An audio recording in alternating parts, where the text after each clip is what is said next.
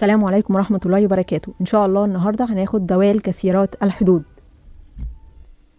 الدوال كثيرات الحدود دي بنرمز بالدالة برمز الدال أو الراء، بس غالبا انتوا بتجيلكوا بحرف الدال. طيب ليه سميناها كثيرات الحدود؟ هي زي المقدار الجبري.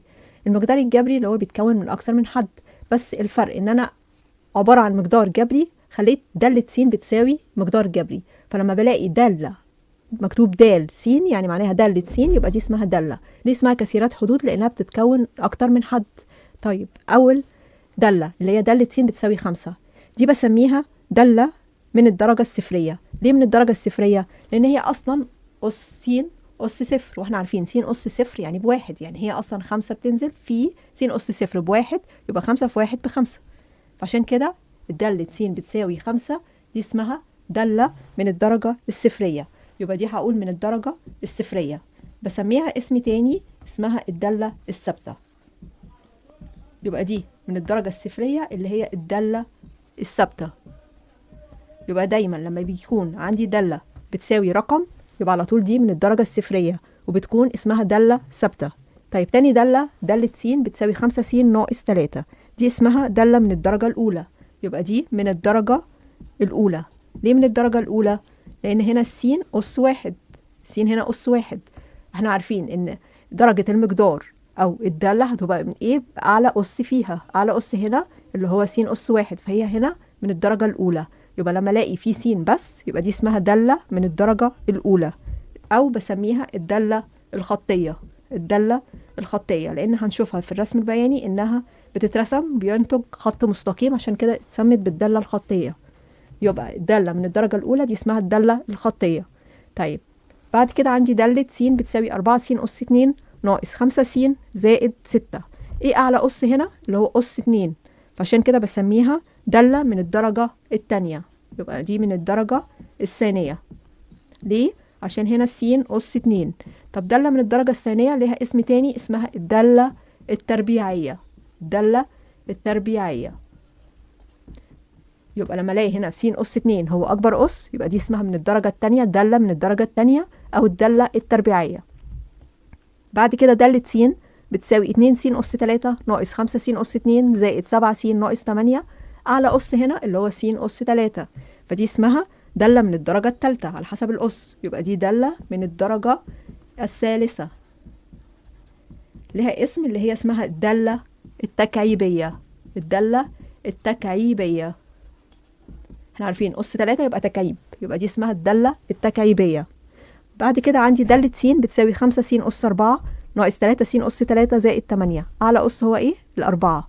يبقى دي على طول دالة من الدرجة الرابعة. ليه؟ علشان أكبر أس هنا هو أس 4، يبقى دي دالة من الدرجة الرابعة.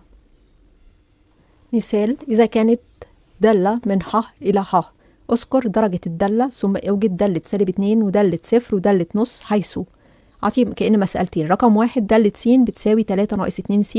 رقم 2 دالة س بتساوي س أس 2 ناقص 4. ناخد أول واحدة دالة س بتساوي 3 ناقص 2 س. الدالة دي يا ترى الدرجة بتاعتها إيه؟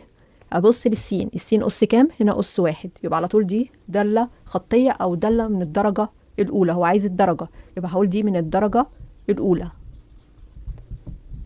يبقى أول سؤال عايز الدرجة هنا عشان س أس 1 دي من الدرجة الأولى. بعد كده عايز دالة -2 ودالة 0 ودالة نص. هكتب دالة -2 بتساوي ودالة 0 بتساوي ودالة نص بتساوي. هعمل ايه؟ انا دلوقتي خدت الدالة وكتبتها تحت بعض. السين رحت شايلة السين وحطيت -2 مرة وصفر مرة ونص مرة، يبقى بشيل قيمة السين وأعوض عنها حسب الرقم اللي هو عطوهولي. هكتب المعادلة اللي عندي 3 ناقص 2 س، يبقى هكتب 3 في كل واحدة فيهم تنزل زي ما هي، وبعدين ناقص 2 ناقص 2 ناقص 2، نفس المعادلة كده كتبتها 3 ناقص 2. بعدين في س، في س هنا السين هنا شالها وحط كام؟ في -2، يبقى 2 في -2. طيب هنا كانت في شلت السين وحطيت قيمتها اللي هي الصفر. هنا في السين اللي هي بكام؟ اللي هي قيمتها بنص. بعد كده بعوض عادي، هتبقى 3 بعدين ناقص 2 في -2 موجب في سالب بسالب، سالب 2 في 2 ب4 يبقى -4 هتساوي 3 سالب في سالب بيبقى موجب، 4 3 و4 7، يبقى أول واحدة طلعت ب7. تاني واحدة 3 ناقص 2 في صفر، 3 تنزل ناقص أي حاجة في صفر بصفر، يبقى ناقص صفر، 3 ناقص صفر ب3. طيب دالة نص، 3 ناقص 2 في نص بتساوي ال3 هتنزل ناقص 2 في البسط راحت مع ال2 في المقام، يبقى ناقص 1. 3 ناقص 1 هيدي 2. طيب رقم 2 دالة س بتساوي س أس 2 ناقص 4. هشيل كل دالة س واحط قيمة س، يبقى دالة الأول نقول من الدرجة الكام، هنا س أس كام؟ أس 2، يبقى دي من الدرجة الثانية عشان السين أس 2، يبقى من الدرجة الدالة دي من الدرجة الثانية. بعد كده هشيل واكتب دالة سالب 2 بتساوي، وبعدين دالة صفر بتساوي دالة نص تساوي.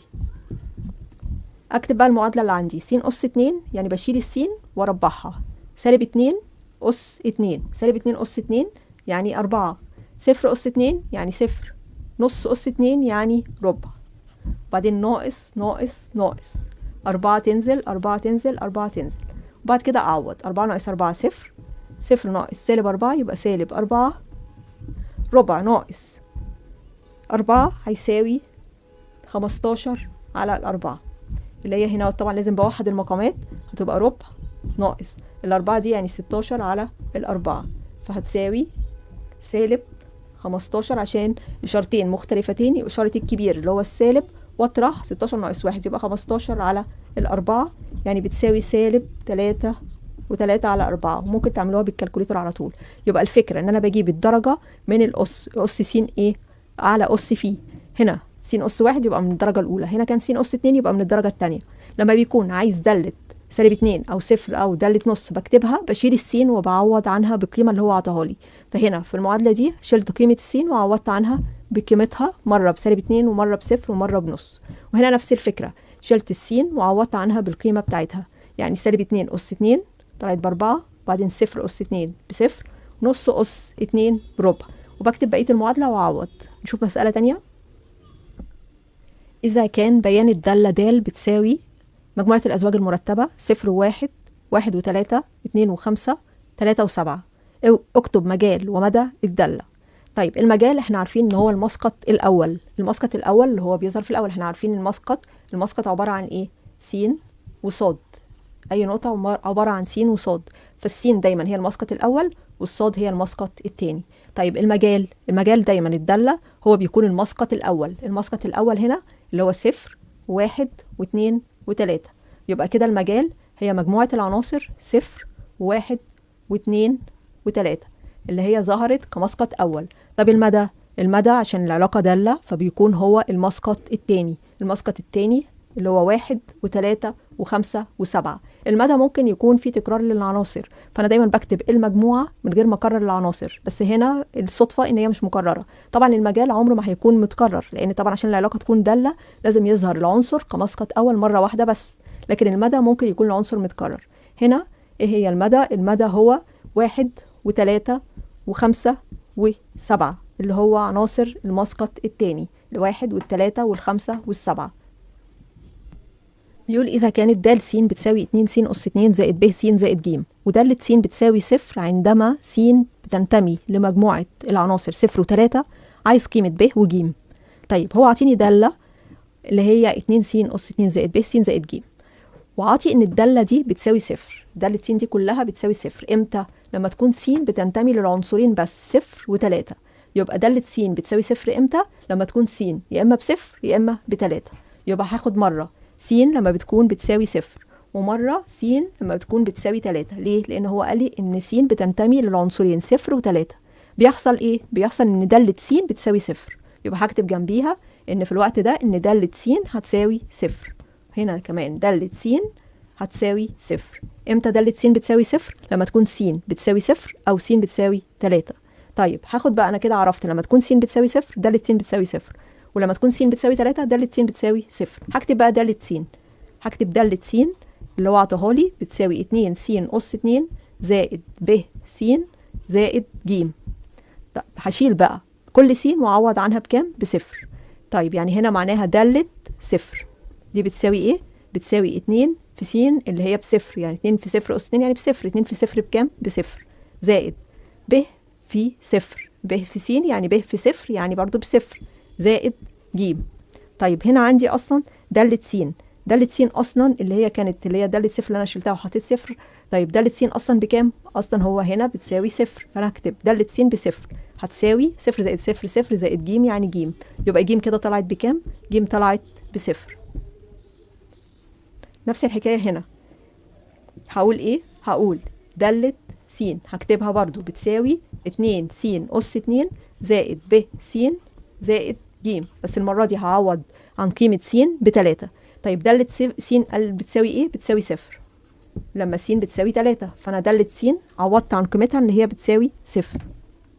اشيل كل س واحط 3 يعني 2 في 3 أس 2 زائد ب في س يعني ب في 3 يعني 3 ب زائد ج. ج اللي احنا طلعناها بكام؟ بصفر. هعوض عنها هنا ج بتساوي صفر. بعد كده اعوض عادي هنا الصفر في الطرف ده اليمين. هنا 2 في 3 أس 2 يعني ب9 زائد 3 ب زائد صفر. خلاص هقول يبقى صفر هتساوي 2 في 9 ب18 زائد 3 ب. هعمل ايه؟ اودي ال 18 الناحيه التانية بس هتعدي لي يساوي، هتدفع الضريبه هتغير اشارتها، كانت موجب هتبقى سالب، يعني صفر ناقص 18 هيبقى سالب 18 لانها كانت بالموجب الناحيه دي، عدت اللي يساوي هتغير الاشاره بقت سالب 18 دي بتساوي 3 ب. طب انا عايزه ب لوحدها هعمل ايه؟ هقسم الطرفين على اللي مضروب في الب اللي هي على 3. يبقى هقسم هنا على 3 وهنا على 3. سالب على موجب يعني سالب 18 على 3 فيها 6 يعني هتساوي 3 راحت مع 3 هتساوي ب. يبقى اذا ب هتساوي سالب 6. يبقى ب بسالب 6. نيجي للتمثيل البياني للدوال كثيرات الحدود. نبدأ بالدالة الثابتة اللي هي من الدرجة الصفرية. يعني مثلا عندي دالة س بتساوي 3. احنا قلنا لما تكون دالة بتساوي أي رقم يبقى دي على طول دي دالة ثابتة أو درجة صفرية. طيب لما يكون دالة س بتساوي 3 يكون عايز دالة 5 هتساوي كام؟ هروح حاطة نفس اللي بتساويه الدالة اللي هي هنا بتساوي 3. طب لو قال لي دالة سالب 4 هو شال السين وحط سالب 4. انا ما عنديش سينات عشان اعوض عنها بالرقم اللي هو عطوهولي، فهتتكتب نفس الرقم اللي هو عطوهولي اللي هي الداله الثابته، عشان كده اسمها داله ثابته. يديني اي داله اي رقم يبقى على طول يطلع نفس الرقم اللي هو عطوهولي اللي هو ب3. لو قال داله 5 يبقى ب3، داله سالب 4 ب3، داله صفر ب3. ليه؟ لان هو قايل لي داله س بتساوي 3. طب داله صفر برضو ب3. لو قال داله مليون هتساوي 3، دالة 10 مليون بتساوي 3. يبقى أي دالة هتساوي 3 لأنها اسمها دالة ثابتة. يبقى الرقم اللي هو عطولي في الدالة لما يديني أي رقم جوه الدالة يبقى على طول يطلع العدد اللي هو عطولي بتاع الدالة لأنها اسمها دالة ثابتة. يبقى أي دالة هنا بتساوي 3. إزاي أمثلها على خط الأعداد؟ إزاي أمثلها بيانيا؟ طيب هو قال دالة 5 ب3، يعني لما س بتساوي 5 هتبقى عند 3. طب لما تكون ب4 هتبقى عند 3، عند مليون هتبقى عند 3. فدايما بتمثل أجي عند 3 اللي هو هنا على الصادات وارسم خط مستقيم يوازي محور السينات.